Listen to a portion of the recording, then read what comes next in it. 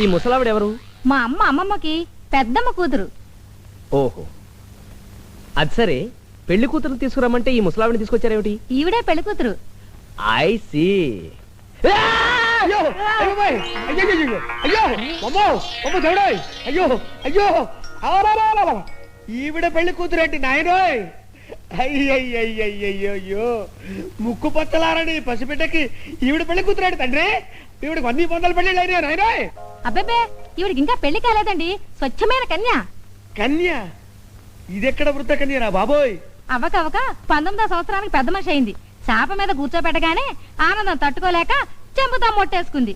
దాంతో కోమాలోకి వెళ్ళిపోయి మొన్ననే 91వ ఏట స్పృహలోకి వచ్చింది. సుమంగళిగా కన్ను మూయాలి మునిమామ కోరిక. శుభం. ఇంకా ఆలస్యం ఎందుకు? నాకు పెళ్లి కూతురు నచ్చింది. నాకు నచ్చలేదు, నేను ఒప్పుకోను. ఈ గొంతుతో నేను మంత్రాలు చదవలేను, నీ గొంతు కొయ్యలేను, ఈ పెళ్లి నేను చెయ్యలేను.